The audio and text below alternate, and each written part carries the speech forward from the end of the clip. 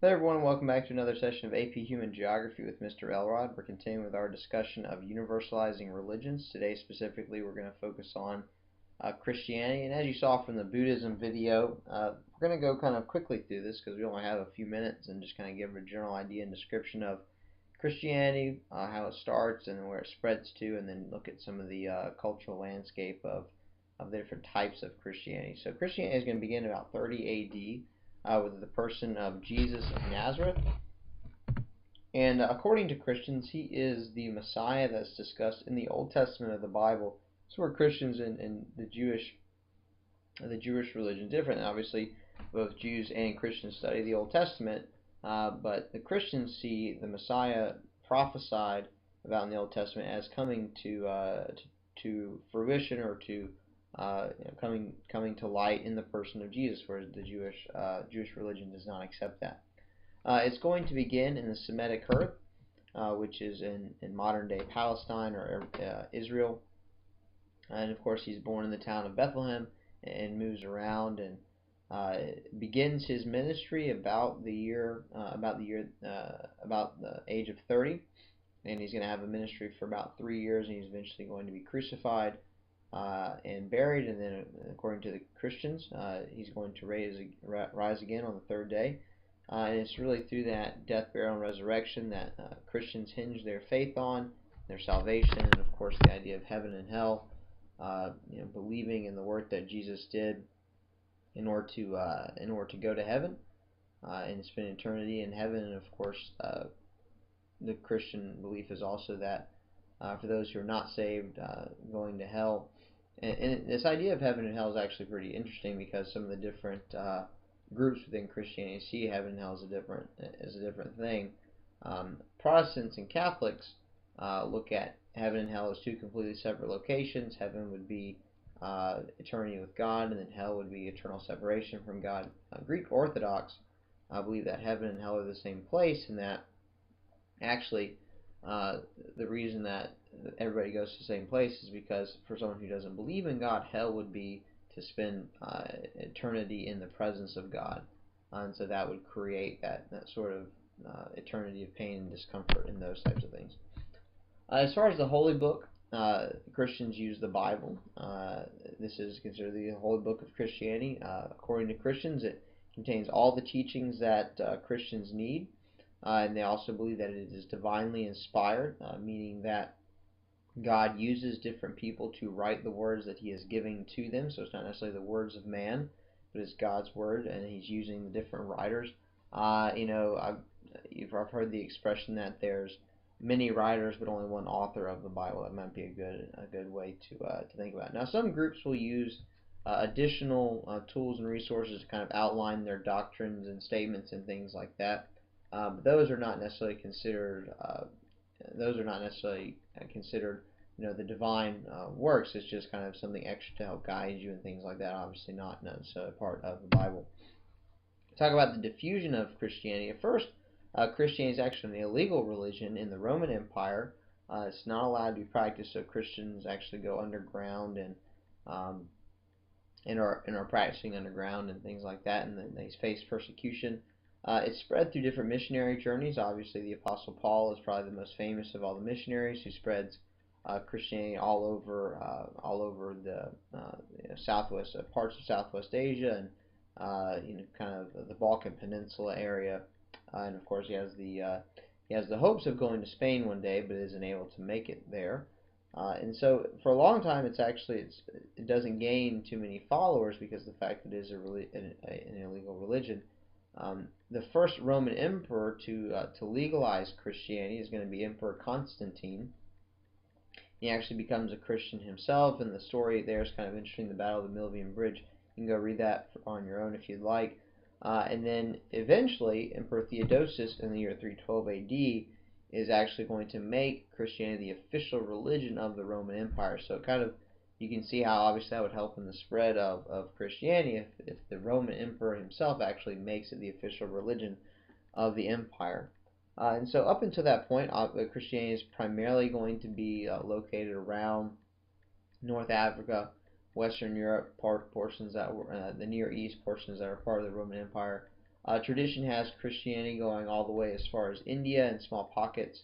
Some of the disciples, as they dispersed out, there's the tradition that some of them went out. I believe it's Thomas is believed that went out to India and took the gospel to India, and you had some groups of people in India believing. In the 15th to the 17th century, we have what's called the Age of Exploration and Discovery. Sorry about that.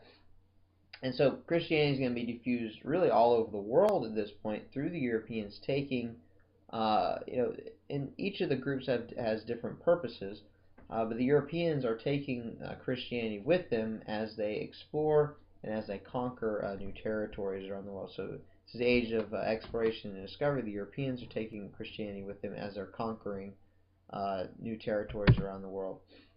Again, each of these European groups, the Spanish, the British, and the French, are each going to have their own purposes. The Spanish are probably the most successful in terms of taking Christianity, because that's really was their purpose. The whole idea of God, gold, and glory.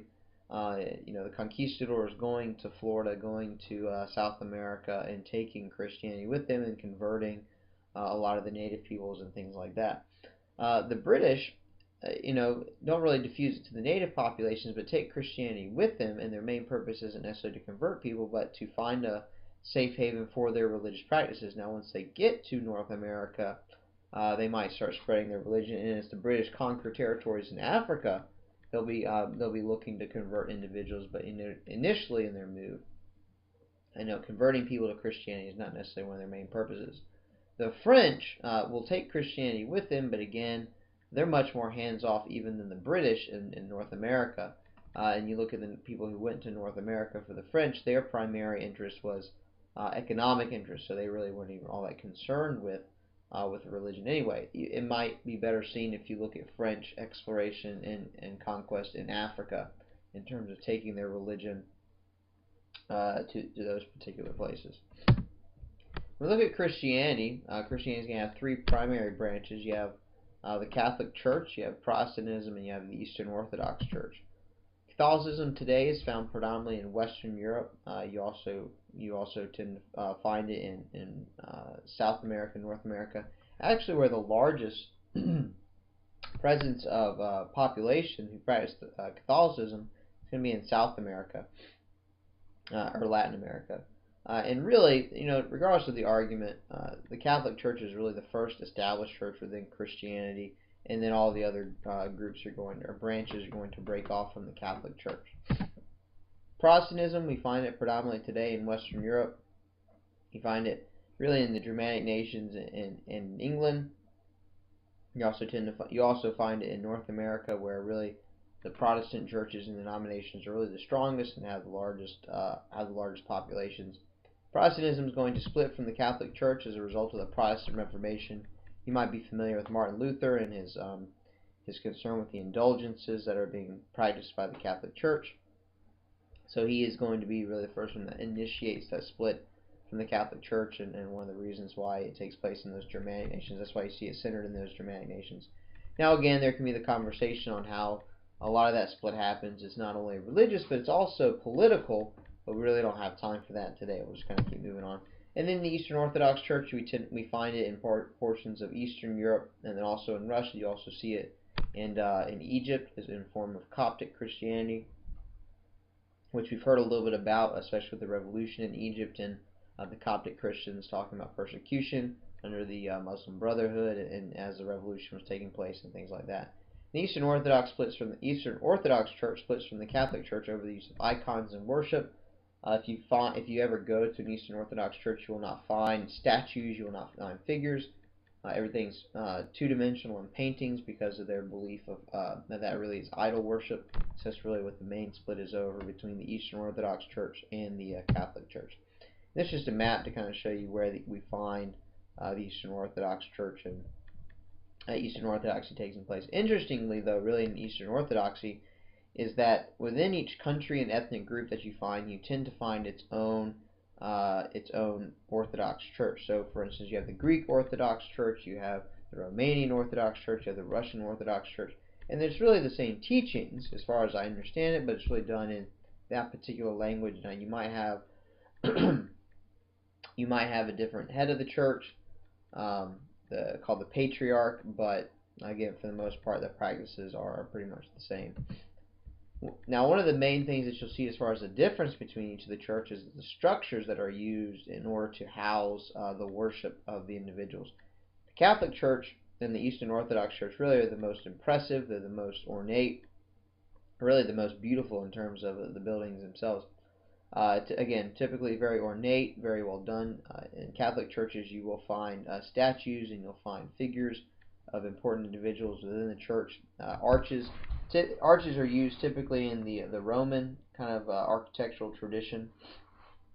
And one of the purposes of the reason the churches are so large and so ornate is because of their desire to use the church to kind of be a symbolism for God and His greatness and things like that. You have these high-reaching, a lot of times, buildings, especially if you look at the Gothic architecture, and it's this idea that the churches are supposed to be reaching up towards heaven, almost this pinnacle point, that where the church is reaching up towards heaven. Now, another element of that is you remember that Catholic churches, you'd find them in European towns, and typically they're the highest or the largest thing within the town, and the church itself would be a point of pride for the town itself. Excuse me. And so a lot of times the townspeople would want these churches and these cathedrals to be relatively large and impressive, stained glass windows and things like that. And then also within the Catholic Church you'll find the crucifix, which is the cross with Jesus on it, which you do not find in the Eastern Orthodox Church or in Protestant churches. So just a couple of examples of some Catholic churches or cathedrals. Again, you have this symmetrical building. Again, this idea that God is a God of order, He's a God of structure, and so you create symmetry. You have the stained glass windows. You have the figures that are carved into the reliefs here. You see, again, kind of these spires and things that reaching very high towards heaven. You have this other one. This is a cathedral in Milan. Some Gothic architecture. The very tall spires. Very dramatic. Sorry about that. Very dramatic in terms of the building and how large and impressive it is. Again, very large doors, figures carved into the relief, the stained glass windows. Okay, so again, a very impressive building. I guess maybe for reference, you see the people down here at the bottom of the picture, and you see the difference, and the size difference between the people in the building, people in the doors. Again, meant to bring a sense of awe and things like that. Now, Protestant churches, very different because the Protestants were rejecting a lot of the things that were going on within the Catholic Church, and so one of the things they rejected was what they considered to be kind of the opulence of the church and the positions within the church, and so they wanted to reject that, keep churches and structures simple so that your worship would be on God and not on the building that man created. So typically very plain. Now in Protestant circles, a lot of times the church is the centerpiece of kind of the town and the centerpiece of the town life and things that are going on in the town, and so it'll be this place that's multifunctional where people can come and do various things, come together and eat, and almost be like a town hall of sorts. So it serves kind of this multi-purpose function.